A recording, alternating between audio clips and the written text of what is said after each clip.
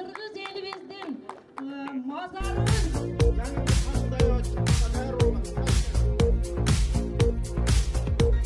Ош шаарынын Борбордук аянтында легитимдүү президент Сооронбай Жээнбековдун тарапташтары тынчтык митингине чогулду. Аянттын жанына 6 бозу ит тигип, атчан тарапташтары дагы бар. Колдоочулары өлкөдөгү стабилдүүлүк үчүн мамлекет башчынын жоопкерчилиги чоң экендигин айтып, саясий күчтөрдүн басып алуусуна жол бербөөгө чакырды. Мыйзамдуу президент милдетин аткаруусун талап кылды. Күндүн жарымында тарапташтарынын агымы азайып, тынчтык митинги шаар элинин коопсуздугу үчүн токтотулду. Kudaydan tileyim. Rahmat. Rahmat. Tuğanlar, özünüzдөр bilesizler. Mınal jerde kol çaap, har bir aksakалыбыздын sözün koldup, turaslar sizlerge da çok rahmat. Ben daha birini sen koşumçalap keteyim. Prezidentimiz har bir okugan namazında, 5 vakt namazında eldin bütündügün, eldin tınçtığın saktalsın dep dua kılıp kelgen. Oşol duasın. Biz dağı bu jakta karapayım el, yaşlar koldap gelgenmiz. Mına gün geldi. Oşondoy prezidentimizin jönököylügünden paydalanıp, prezidentimizin şunday adamgerçilik, adamdık sapattığın paydalanıp, bugünkü günde oşon derseden paydalanıp, her bir özünün kızıkçılığın gözдөп жүргөндөр az emez.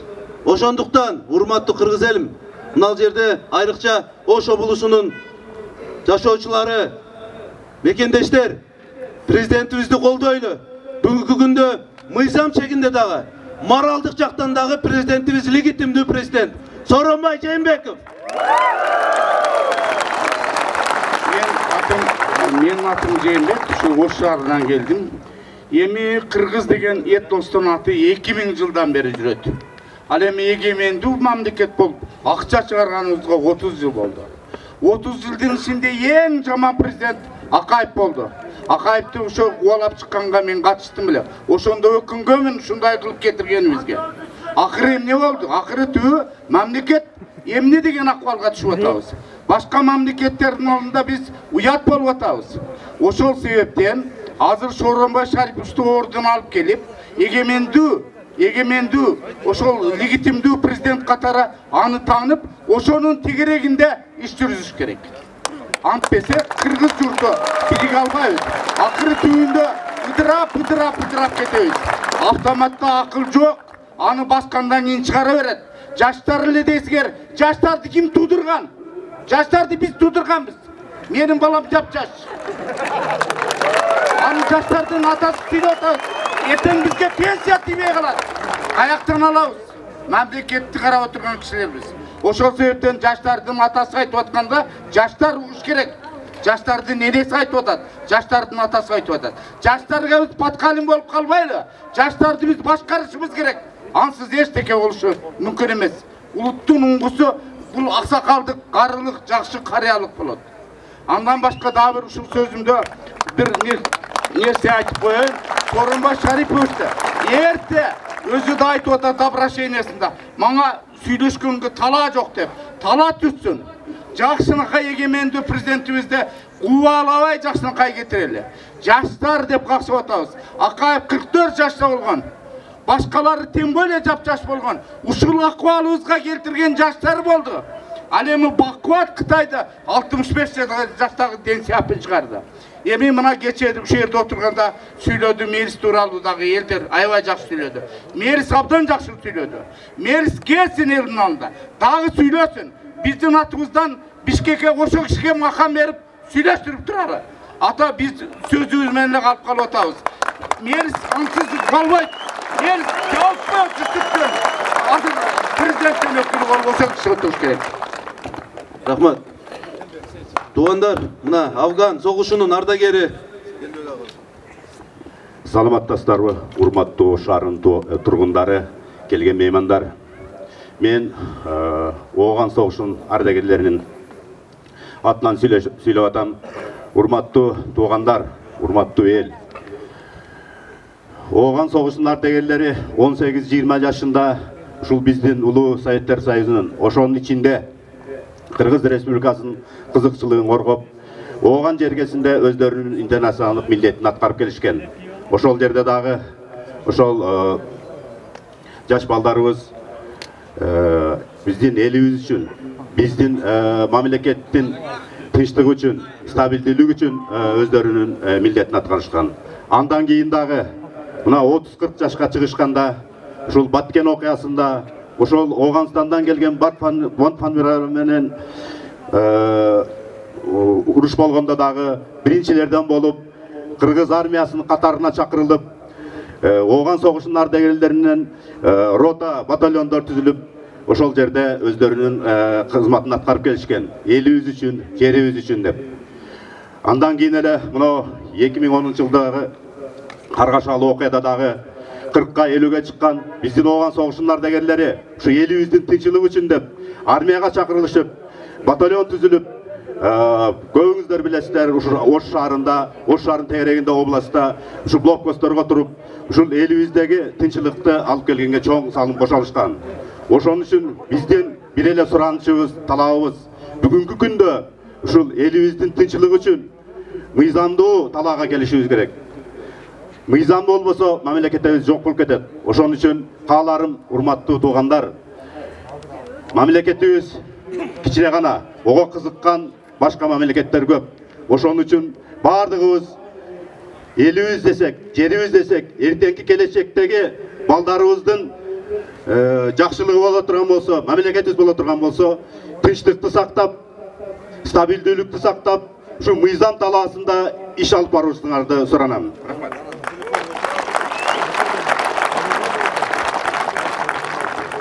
Ассаламу алейкум.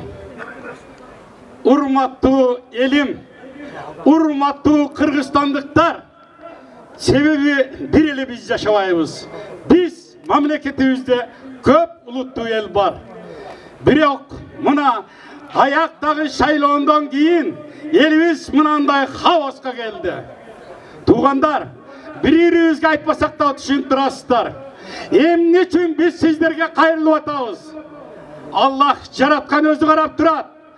Тынч, бейпил, өз алдынча болуп аткан мамлекетибиз бир паста будуңчаң болду. Бул иш шайлоого шылтоо болду. Бул атайын группалардын алдын ала даярдап, мамлекетибизди шайлоого шылтап туруп, үзгүлтүккө учуратып, кыйратуучулар болгон. Элим, айланайын агайын туугандар, эгерде көзү шокур болсо көрүп турат, кулагы укпаса угуп турат. Карагыла чындыкты тике карап, чындыкты карайлы. Бүгүн биз келечек муундан жашырсак, эртең тарых өзү тастыктайт. Эмне болуп атат? Мамлекетибизде азыр бир гана легитимдүү, мыйзам чегинде президент турат. Ошо президентти дагы азыр эч жүзүн алып келбей атабыз. Калай калк, бир партия, ар бир 16 партия өзүнүн кызыкчылыгын колдосо, силер дагы партиясыңар, силер дагы жамаатсыңар, силер дагы кызыкчылыгыңарды колдошко мыйзам алдында акыңар бар.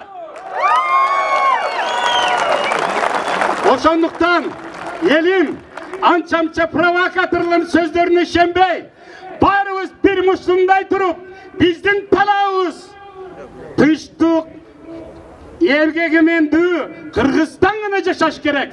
Ал үчүн президентибиз кайрадан ишин улантып, мыналар менен мыйзам чегинде сүйлөшүүгө чакырабыз. Урматтуу жаштар, урматтуу ушул жерде турган туугандар, ар бириңиздер көрүп турасыздар. Бул тарых. Мына менен чыксын, мынан чыксын болуп, барып стол талашып атат. Эй, туугандар, bir генералды даярдаш үчүн Советтер Союзунда 25 жыл ступенькада иштеген, а бүгүн 25 мүнөттө генерал болуп атат. Карагыла ушундай агандайга барып атат. Тарых кечирбейт мындайды. Стол талашты коюп, элимдин тынчтыгы керек, көп улуттуу эл керек бизге. Урматтуу калай калк, силерге кайрылам. Президент өзү калсынбы? Калсын! Калсын! Калсын!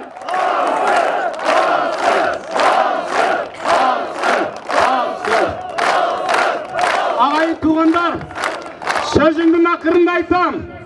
Менен мурунку сүйлөгөндөр айтты. Бөлүнбө кыргыз, бөлүнбө. Bölünsün uyat kep ketet. Sadan keteyin 18-16 kılın emez. Koktuk olatta, kokanda çiğde yaşagan emez biz. Sivilizasyon ösken zamandayız. Her birin dünyeni karap durasın. Gel çindik akarap, dike turgula sadan keteyin der. Bizden prezident yegitimdi cana isteyt. Biz başkalarına yol vermeyiz. Oldayız mı? Oldayız. Oldayız. Oldayız. Ulan Abdurrahman Qari Hacı akabizge bireli. Abdurrahman Qari geliniz.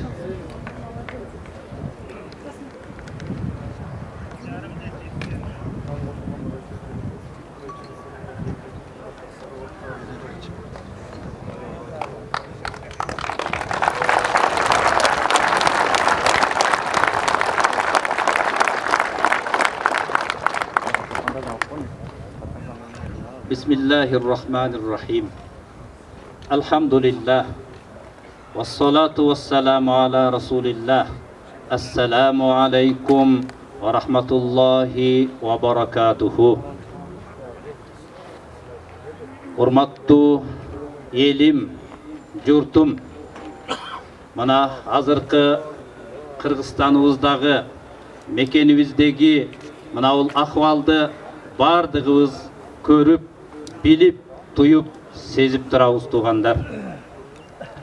Biz, har birimiz, uşul akılman, kemenger, elimiz, jurtubuz, бүгүнкү күндө ойлонуp, эртеңки кадамыбызды аныктап, андан кийин алдыга таштай турган өтө бир орчундуу бир мезгилде турабыз тугандар. Андыктан биринчи орунда бизге ынтымак, тынчтык керек тугандар. Демек, тынчтык бул Кудай Тааланын берген өтө чоң биз үчүн дөөлөтү, белеги, байлыгы тугандар. Андыктан Алла Субханаху ва Таала тынчтыкты бендесине берген, бирок кандай улуу даңазалап баалашын, сыйлашын, аны кармашында Аллах Таалам көрсөткөн. Алсак, бизди бул дүйнөдө дагы, акыретте дагы бактылуулукка жетелеген динибиздин аты Ислам. Ал тынчтык деген маанини билдирет. Элибизге тынчтык ушунчалык керек экен, Аллах Таалам бизге динибиздин атында тынчтык деп ат койгон. Кала берсе туугандар, Пайгамбар алейхиссалам бизге бейиштин ачкычы деп намаз, ошол намаз Аллах менен сүйлөшкөндө ушул акыбалды бизге сүрөттөгөн. Бир адам намазга кадам таштап келеткан болсо, Аллах Субханаху ва Таала периштелерге буйруп, ушул бендемин күнөөлөрү көп, ушундай чоң күнөөлөрү менен келбесин, бунун күнөөлөрүн алып өчүрүп койгула, андан кийин намазга турсун деп, намазга жүрүп келеткан адамдын күнөөсүн заматта Аллах Таалам периштелерге алдырып коет. Ал адам натыйжада келип күнөөсү жок акыбалда Аллах Субханаху ва Таала менен сүйлөшүп, дуасын кылып, намазын окуп, андан кийин алгачкы ирет намаздан чыгаарда дагы ал кишинин күнөөсү кечирилген, дуасы кабыл боло турган бир учурда Аллах Таалам бизге эреже кылды. Намазга дагы ассаламу алейкум деп оңго, ассаламу алейкум ва рахматуллах деп оңго солго салам берип намаздан чыгышты бизге үйрөттү. Мунун маңызы эмнеде турат? Тынчтыктын ушунчалык кымбат экендигинде туугандар. Себеби биз күнөөдөн тазаланган акыбалда Аллах Таалам бардык дуаларыбызды кабыл болуп турган учурда дагы биринчи рет намаздан чыгышта биз сага Аллах Тааланын тынчтыгы болсун деп оң сол бардык жамаатыбызга учурашып, тынчтыкты каалап, Аллах Тааланын тынчтыгын сунуштап дуа менен чыгабыз. Андан кийин келе дуабыз Аллахумма антассалам ва минкассалам деген дуаны үйрөттү. Демек бул дуадагы Аллахым сен саламсың, сен тынчтыксың. Салам, ошол тынчтык senden gana bolot. Sağa kayırlabız деген manide ушундай күнөөдөн тазаланып, дуалар кабыл болуп турган учурда дагы намаздан чыгышыбыздын тартиби Аллах Тааладан тынчтык суроо менен чыгат экенбиз туугандар. Бул өзү эле көрсөтүп турат. Элибизге, журтубузга, ар бир инсан баласына тынчтык кандай керек экендигин. Андыктан урматтуу кемеңгер элим, журтум, мына бул бүгүнкү күндө дагы, ушундай акыбал түзүлүп турганда дагы биз акылдуулук менен, данышмандык менен улуу карылардын сөзүн угуп, ичибизде аргандай акылдуу, мыйзамды жакшы билген адамдар бар. Алардын сөзүн угуп, мына бул оор акыбалдан Кудай буйруса эсен аман чыгайлы. Андыктан Аллах субханаху ва таала Кур'ани Керимде бизге айтып өттү.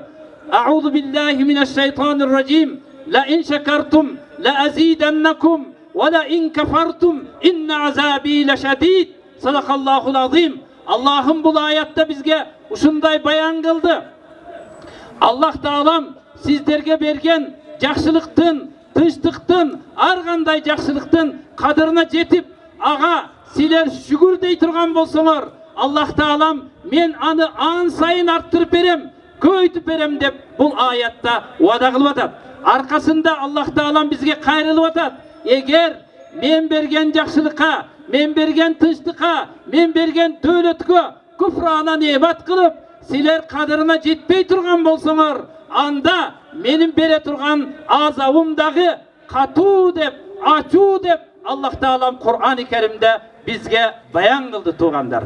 Андыктан биз урматтуу элим журтум ушул Кудайым берген тынчтыктын, амандыктын, ушул ден соолуктун, ушул берекенин кадырына жетели. Мына бул акыбалдан дагы ушул ынтымак, биримдик, тынчтык менен чыгайлы туугандар. Ар бирибизге Аллах субханаху ва таала ушундай жакшылыкты берсин. Урматтуу элим журтум, биздин чоң байлыгыбыз бар, чоң дөөлөтүбүз бар. Бул биринчиси Аллах Тааламдын мыйзамы, экинчиси мамлекетибиздин мыйзамы, мамлекеттүүлүгүбүз туугандар. Андыктан биринчи ар бирибиз истигфар айтып Аллага кайтайлы. Ар бирибиз катачылыктарыбызга, кемчилдиктерибизге Кудай Тааладан кечирим сурайлы. Жана Аллах Таалам ар бирибизге ынтымак, биримдик, акыл эс, жакшылык, туура жолго кадам таштоону насип кылсын деп ар бирибиз Кудайга кайрылып дуа кылайлы. Ошо менен бирге Аллах субханаху ва таала бизге берген чоң дөөлөт бул Аллах Тааладан сурап дуа кылуу, кайрылуу, истигфар айтуу. Ошон үчүн биринчи Аллах Таалама, Алла бизге көрсөткөн мыйзамга кайтайлы. Экинчи Аллах Таалам берип койгон бул чоң дөөлөт, биздин мекенибиз бар, мамлекетибиз бар, мамлекеттүүлүгүбүз бар, мамлекеттин